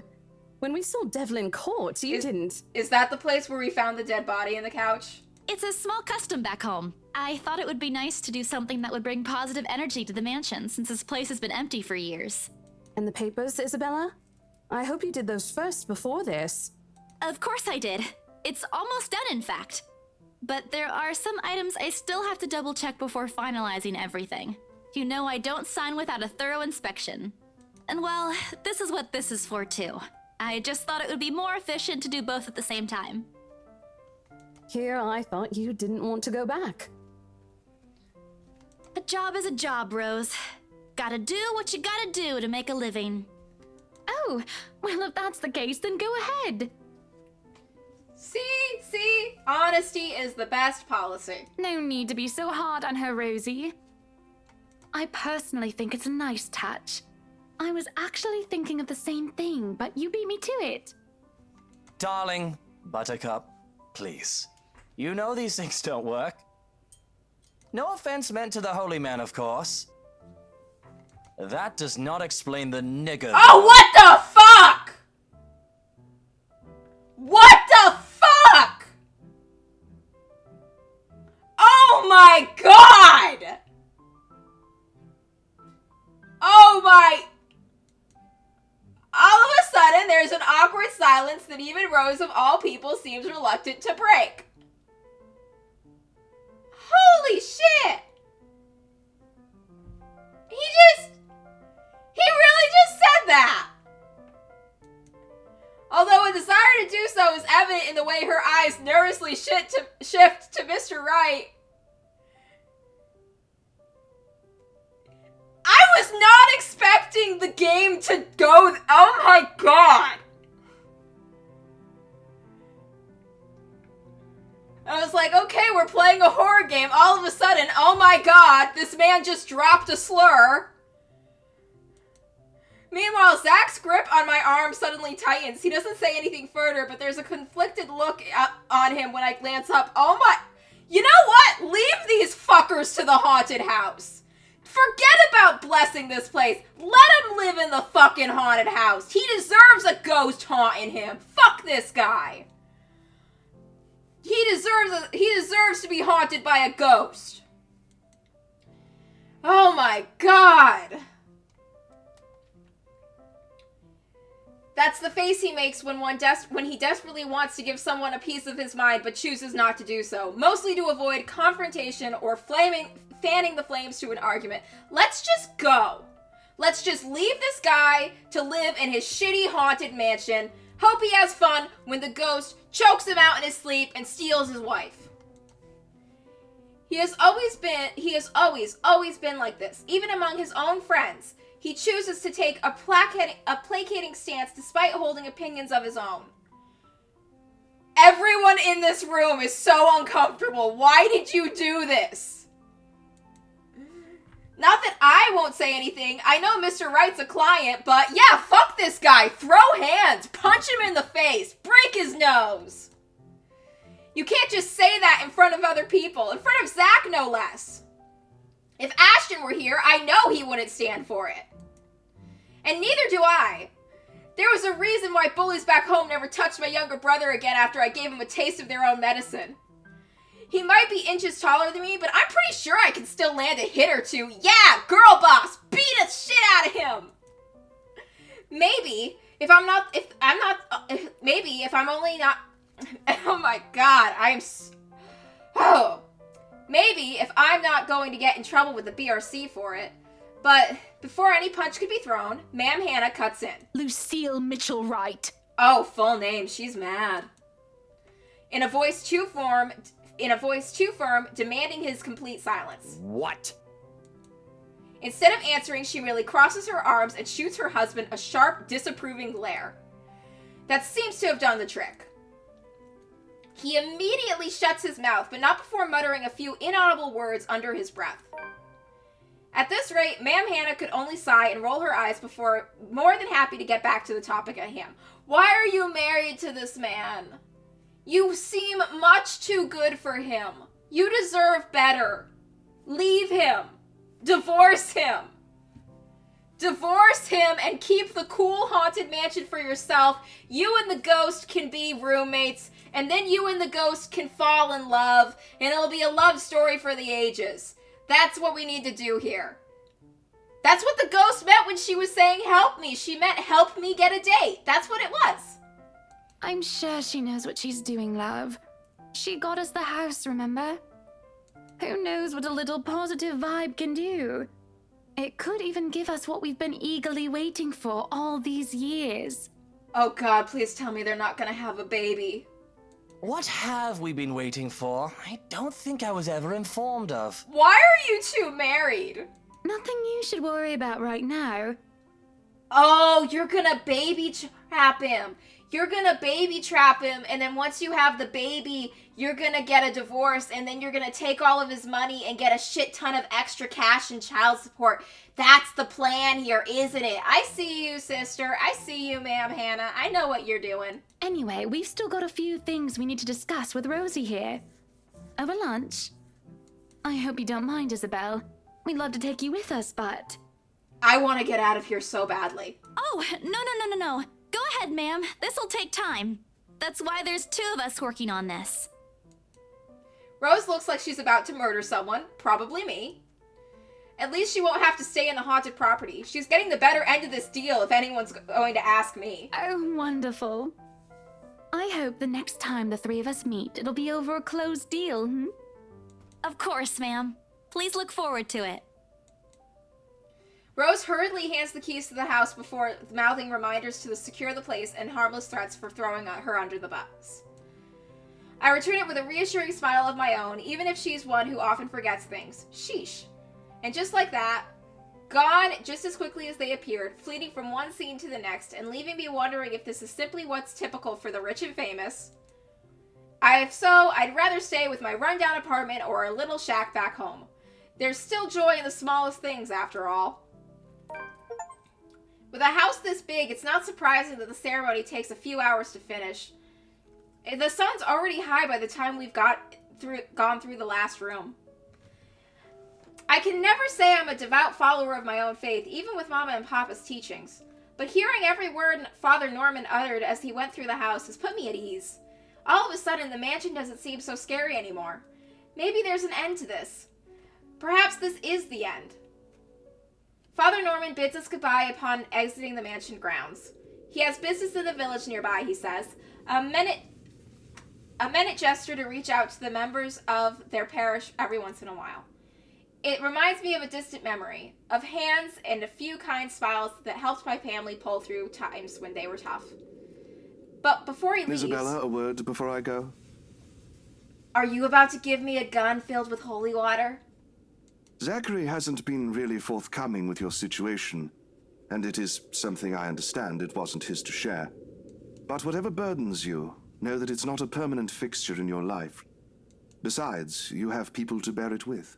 Yeah, a bunch of my friends saw the letter. They're all up Schitt's Creek without a paddle with me. I bite back the harsh retorts before they come out, masking it as a smile as we wave the priest off. Show him the letter! His words, though meant to comfort, have only left a bitter taste in my mouth. And if they don't believe you, what am I to do? A hand lands briefly on my shoulders, taking me out of my thoughts before they take a sullen turn. But my smile doesn't quite reach my ears when I turn to him. Say, do you want to go somewhere? Yeah, let's get the fuck out of here, man. Right now? Where to? Anywhere in the city. I'll leave it up to you. Yeah, let's hang out with Zach. Let's hang out. Let's go party. Let's go have a nice time. It wouldn't hurt. I've got some stuff I need to buy. Groceries. And there's a shop I want to check. We can go have fun, forget all about this ghost stuff. Is it real food this time? I can't believe they had a priest at their disposal and they didn't even have him bless holy water for them. Let me guess. Rebecca? She's just worried about you. Even I can't eat that much instant noodles. There is a limit. Think of it as a talent.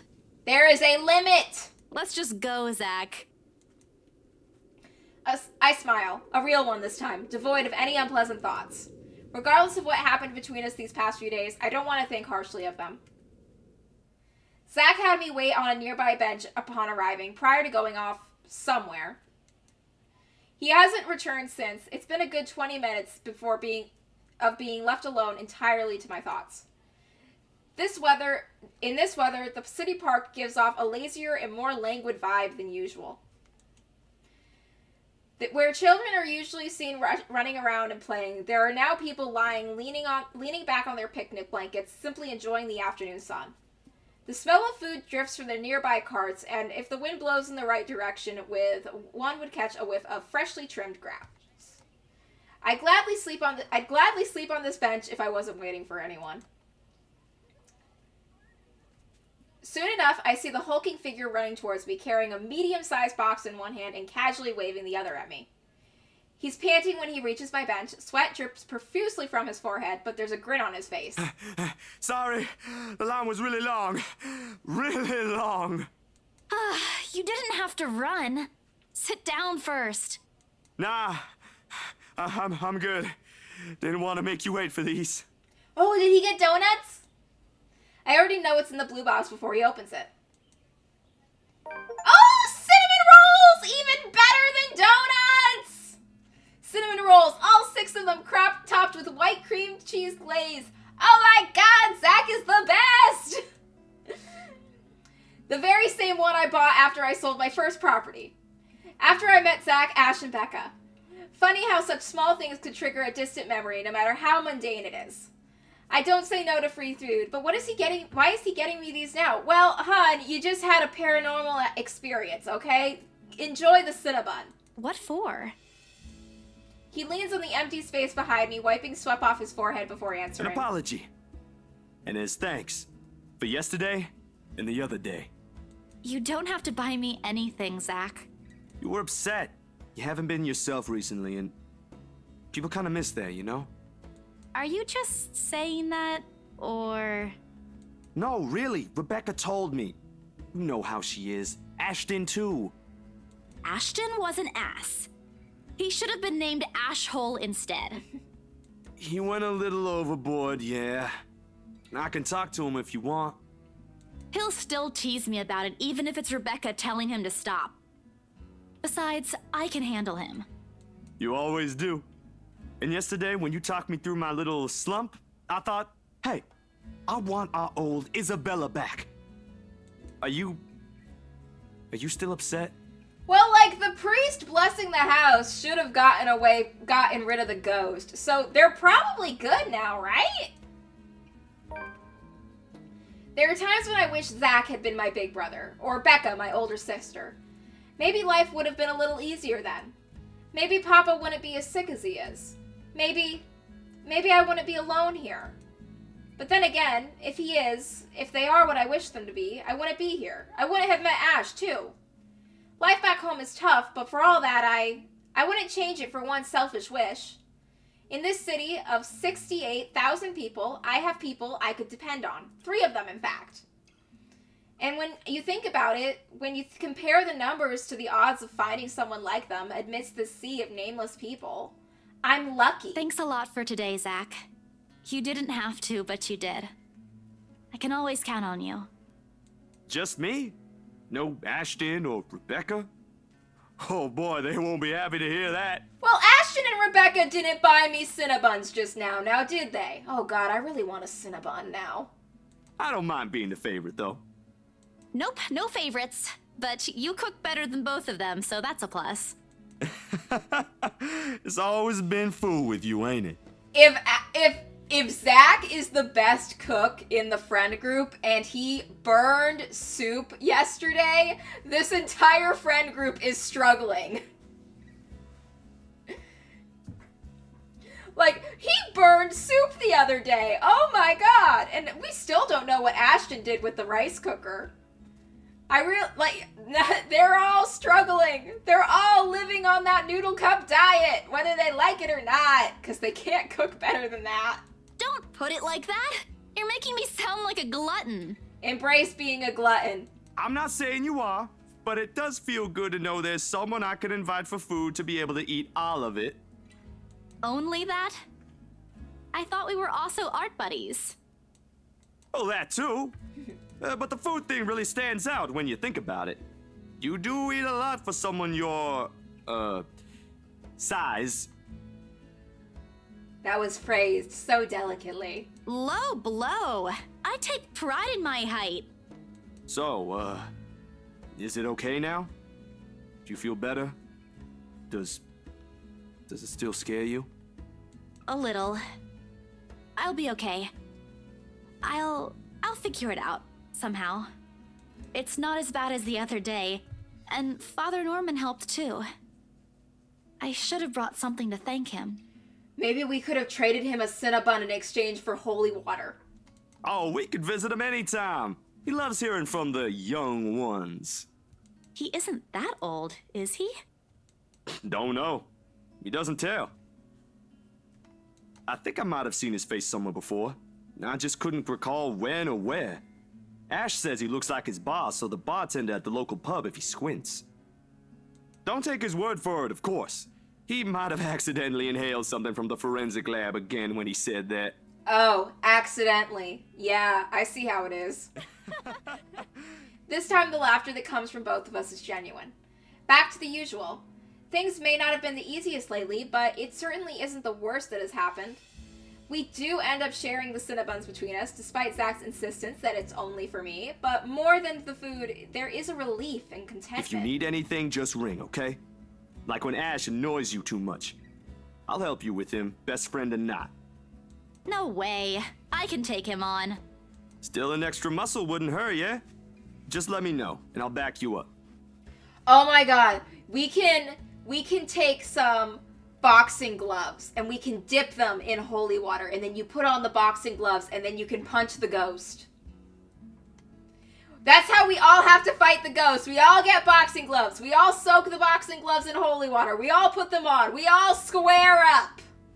My sister knows this one thing to shut him up when he's being his usual self.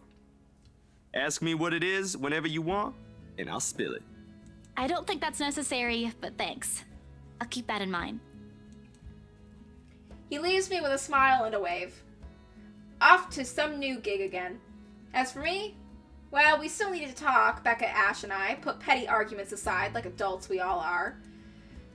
Still, this, however, is a start, no matter how small it may be. I just hope I can keep them safe. A light wind blows again, sending dry leaves swirling and the distinct smell of earth into the air. For the first time, the sunlight feels less harsh. Maybe a walk is good. I need to visit the grocery, too. Come to think of it, wasn't there an art store that opened recently near the park?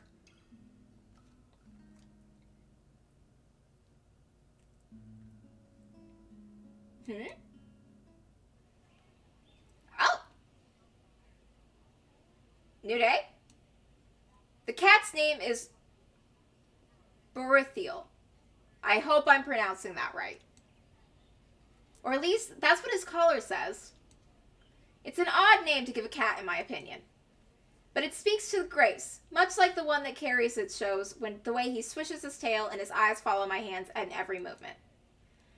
I'm not sure what he finds fascinating me, to be honest. I wasn't the very picture of grace when he found me, after all. It was a bad idea carrying 2 heavy bags of newly bought art materials and groceries without help or a sure ride home. In hindsight, perhaps I shouldn't have bought all these things at the same time. I didn't even make it past the park. And now I'm suffering underneath the glaring afternoon sun, hunched up on a park bench, drenched in sweat, in the company of a cat curiously watching my every movement. He wants your food. He wants your food. I hope it stays where it is. It's just a black cat, but back home, they're all considered ill omens. Don't look at me like that. I can act graceful as well if I want to. Not that I ever acted graceful in my life. Not that I've ever acted graceful in my life, of course. Growing up with a rowdy younger brother and sister does that. Or maybe it's the opposite. Mama used to call me a little troublemaker before.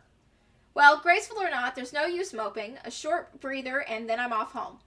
Besides, it isn't like the company's bad, even if it's a cat, as long as it doesn't bite or crosses my path. Where's your owner, anyway? He has one, doesn't he? An owner? That's what the collar's for, isn't it? Maybe he went too far from home. A bandage is wrapped on one of his paws, though. I wonder what happened to it. Did he run away? Well, if you don't have one, I won't be able to take you in. My apartment doesn't allow pets. Your apartment doesn't need to know. I tried to bring one home before. A cat. Not black, of course. And Rebecca threw a fit before the landlady could. I take a small packet of sweets from one of the bags beside me and pop it open. As I'm about to put one in my mouth, he meows. My hand stops. Do you want one? I don't know if you're supposed to give cats candy. He doesn't meow again as I'm expecting him to, but I take his unblinking gaze as a yes. I shift the piece in my palm and hold it out to him warily. He sniffs at it once, twice before... Barufia! Hi, I was giving your cat candy. Like a good, properly trained breath, Baruthiel responds as soon as he's called. Recognition comes as soon as my head snaps up in the direction of the voice. Miss McCall is hard to miss, what with her height. I'm sorry. Did my cat hurt you? No, is that something he does? Miss Santos, was it? I'm surprised to see you here. Nice to meet you again, Miss McCullough. Were you harmed in any way? I'm sorry. Baruthiel's not exactly fond of other people. Even ran away from the veterinarian right now. Oh man, this cat was on a jail escape. He was like, prison break, ran out of the vet's office. Like all animals desperately wish to. My dog tried going out a window one time to try and get out of the vet. She's just like, and we're just like, the window's closed, darling, and she's just trying to get through a window. Silly animal. Silly, silly dog. Oh no, he was just sniffing my hand earlier. My Baruthiel's a she. She? All this time I thought. The pause in conversation, if this can be called one, is uncomfortable. We're merely two people working different jobs for the same client. Frankly, meetings like this don't happen a lot, and if it does, a simple nodding of heads is enough. Still, trying to be friendly wouldn't hurt, right? Talk about her cat! Talking about cats is the better thing. I keep my tone cordial and warm. I'm actually surprised you have a cat, Miss McCullough. And why exactly is that? There are a lot of people who have pets. Yeah, but not a black one. I'm amazed you're taking care of one. I don't understand what you're trying to get at. Is there a problem with my cat? No, not at all. She's very sweet. Just in other cultures, aren't they a sign of bad luck? Back at home it is. My grandmother used to tell me stories about it, and... Nothing has happened to me so far. Displeasure is evident on her face. Ah, of course, I've forgotten that for other people, black cats are often an omen of good luck. There you go again, running your mouth off, Isabella. I rack my brain for a way to remedy the situation, but she holds out a hand. This is a good place to stop and end this conversation, don't you think so? Oh, she's mad at us! It is good to see you again, Santos. A complete dismissal if I've ever heard one. I watch her as she leaves, though she stops shortly before crossing the threshold separating the park and the street. She faces me again, looking like there's something she'd forgotten to say. By the way, about the Ermengarde mansion, with my clients, it's the rights, I mean? Yeah. I hope you don't mind me asking, but has the deal been finalized? There's still a few papers they need, but the house is more or less theirs now. Ah, thank you. That's all I needed to know. Wait, about the mansion. It's super haunted. The letter, the same one they saw. Whoever she is, she's asking for help. Someone. I want to tell Miss Calloway the urban legends aren't just legends anymore. They're real. She is not going to believe me. Don't mind me. I need to go too. Have a good day, Miss McCullough. I hastened to pick up all the bags I left on the bench and ran off as far as my legs can take me. In that moment, what I'm carrying in my hands weighs far lighter than the overwhelming guilt trying to consume me. Home.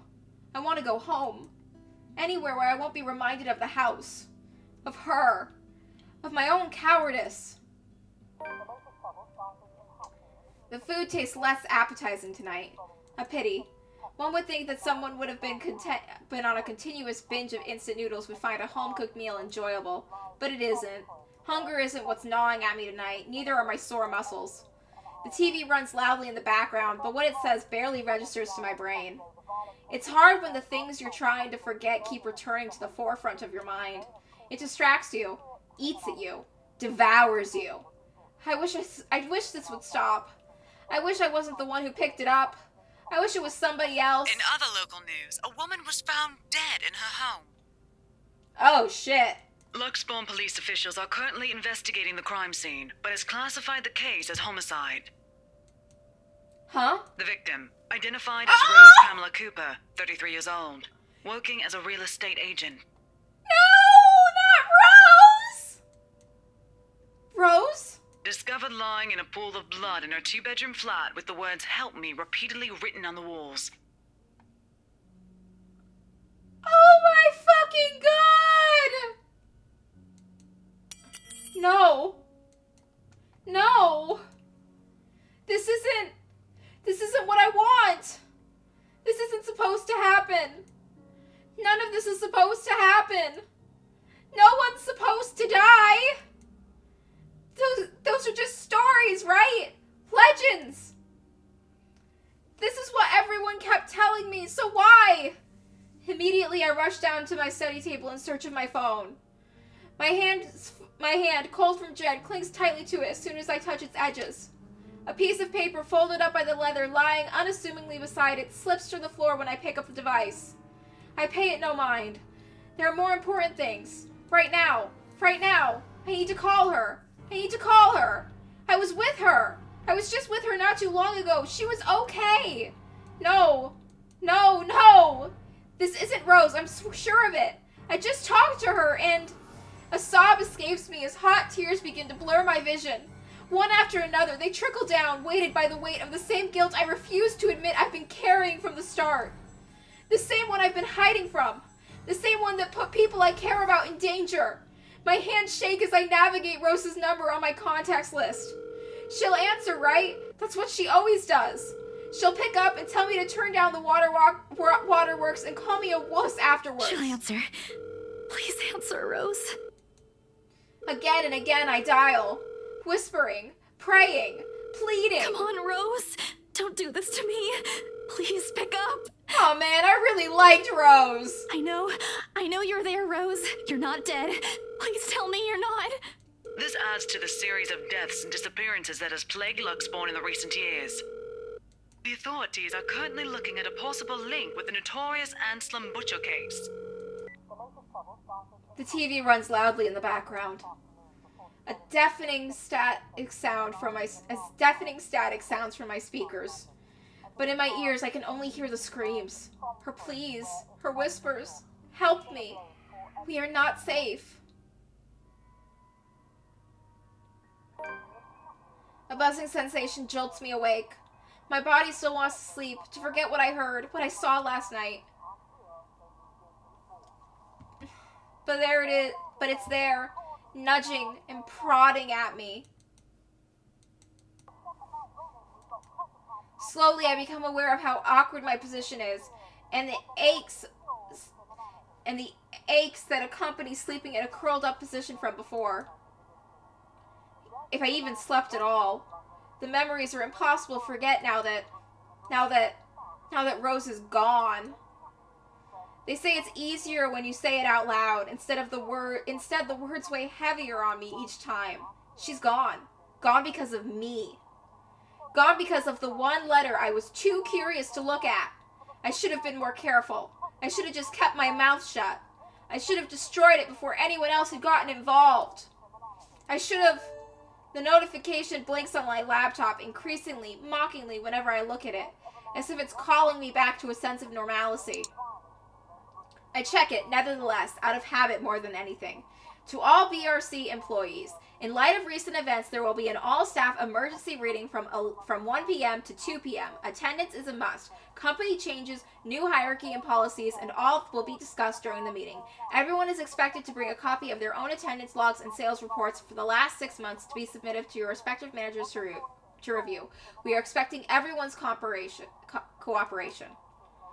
If this were one of those typical days, I'd happily comply and get myself to our office. Today my limbs just feel heavy. On one hand, going will keep me busy, take my mind elsewhere. On the other, the place in itself is a stark reminder of what my own fears have cost me. I should just go to work.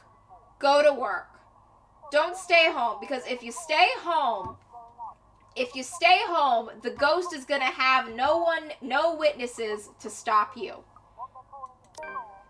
Moping won't get me anywhere. It's just like one of those things, isn't it? To deal with a smile no matter how bad things get and hope for the best. Though my whole body feels like lead and my limbs are sore, I push myself away from the chair and head for the shower. The letter that I dropped on the floor last night flutters as I pass by, unfolding for no one else but me to see. Every word on it written glares back at me. They sneer. They ridicule. Like living beings fully aware of what they've done. With a huff, I pick it up and shove it into my bag, perhaps with more anger and frustration than I'm used to showing. This, too, I'll deal with. Somehow, I'll find a way to make things right. I have to. before it takes more people from me, even if I must do it on my own.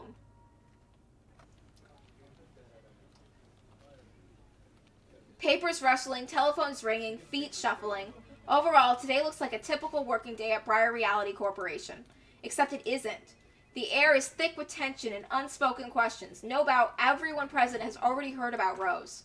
They missed last night's report. They'd likely see it in the morning news, in the papers, on the various news sites on the internet. Everyone is a bitter reminder. In fact, everyone's giving me a wide berth, as though the mere mention of Rose would be enough to trigger something in me. As it's appreciated, but it only serves to create a bigger hole in the place Rose has left. After lunch, my boss calls for a meeting. I don't have to look up from my work to know what it's about. He's in a strange, pensive mood today, probably out of respect for a dead colleague. Oddly, I'd appreciate it more if he just shouted at me today. Anything is better. I'm sure you've all heard of what happened to Miss Cooper. She was a valued member of our team and she will be missed. There's no date for a funeral, yet, but those who wish to attend, kindly speak with your respective supervisors. By the way, has anyone heard about our still AWOL staff? They're dead too. The ghost fucking killed them. None? HR, you know what to do. Santos, a word? In my office? At the end of it, I've been given the entirety of Rose's workload, including finalizing the rights papers, and have been promised an ample compensation for my efforts. I think he's expecting me to be happy about it. Instead, I immerse myself in my work.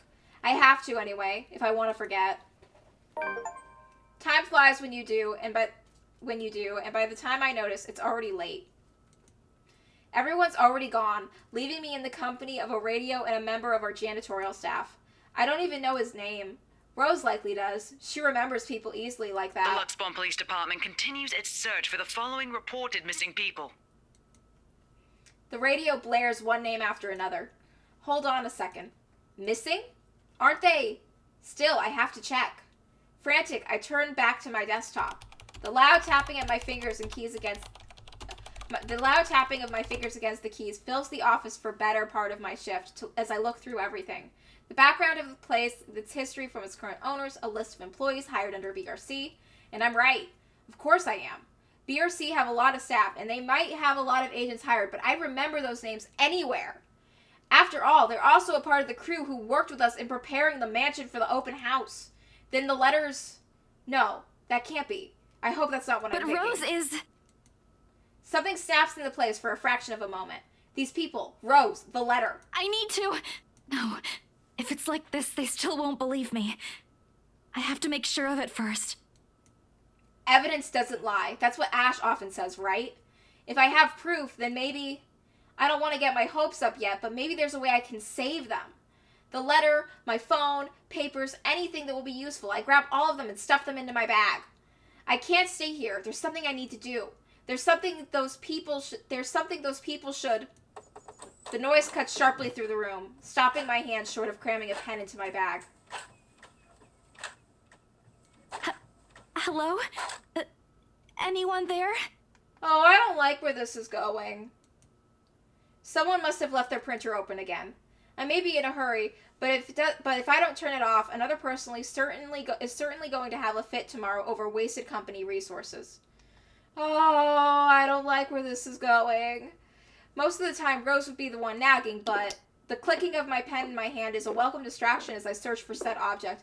The ghost is here! You stayed at work too late! You're all alone! There's no witnesses! We're gonna die! Each stride my feet takes also echoes throughout the empty workplace. I've lost sight of the janitor minutes ago, with me being the only one left. The tapping of my feet against the wood is something I soon learn to appreciate. It doesn't take me long to find it. By the time I turn it off, 5 pages are already strewn about on the ground, the paper tray having also been left ajar. Sighing, I pick each of it up to put someplace proper. But the page that greets me next makes my blood run cold. Oh, great. Great. Fan-frickin-tastic. Fan-frickin-tastic. The chill that makes its way up my spine is numbing as that day in the attic. The sheets crinkle under my tense grip. All I can hear is my breathing as it rasps through my gritted teeth. But before I can even gather myself, I take the first steps out of here. Total darkness suddenly envelops me. as if hearing every horrid thought running inside my head right now. Something snaps. Oh my god!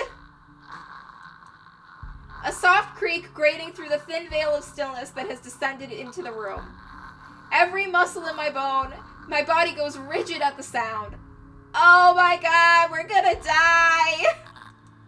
Familiar. So familiar now. Yet my own traitorous curiosity still presses me to take a careful peek over the cubicle's wall. Just run! You need to run! Oh great, she's here! It's her. Hey babe, haven't seen you in a while. How you doing? Is that a new dress? Standing in the exit of the office, albeit facing away from me. She doesn't even need to turn around for me to know it's the same misshapen, tattered face, tattered clothes, unsightly gait. Yep, she's here, and we're alone, and we're gonna die. The same person in the attic. I take a step back. The pen I'm holding slips from my hand, and her entire head turns. Hi! How are you today? I wasn't doing good, then you showed up, now I'm worse. Oh my god. A scream almost escapes my mouth as I duck under my table as quickly as I can. My heart is pounding against my chest. I can hear the bone-chilling sound of her walk, the weird clicking that follows, and the telltale squelch of something wet as she walks towards me. You're hiding? Pull out your pen and start stabbing! Oh my god. Nearer and nearer. The sounds are slowly getting louder. The only thing keeping the whimper from escaping me is my hand as it covers my mouth. Someone, please save me. I'll try my best. Anyone. I close my eyes, muttering a continuous stream of prayers, all while attempting to steady my own breathing. Please, don't let her hear me. Oh god, there's quick time events! Oh my god, I have to do quick time events! Oh, I've lost a heart! Oh, I lost another heart! Oh, fuck! Our Father, who art in heaven, hallowed be thy name. Thy kingdom come, thy will be done, on earth as it is in heaven. Give us this day our daily bread, and forgive us our trespasses, as we forgive those who trespass against us. Oh, I fucked up! And lead us not into temptation, but deliver us from evil. Amen. When the last of the lines of my prayer have left me, all that remains is a hush. None of the footsteps nor those chilling sounds she makes. Only silence. Is it safe? Another second passes, and when nothing comes... What? Oh, hey! How you doing, hun? Okay, let's try again. Okay. Oh, fuck! Okay. We're doing okay. We're doing fine. I got this. Woo! We're good. We're good. The seconds, minutes stretch out before me agonizingly. Is she gone? Slowly, I open my eyes to take a peek. I don't dare move or make a sound. You know, she's having her own day. She's having her own struggles. In the face of such terror, I can only begin to let out silent pleas to whoever is out there. Please, please, don't let her notice. I want to live. Okay, cool. So, okay, great. That's fine. Okay. So where does that leave us? We're playing as Hannah now. What are her relationships like?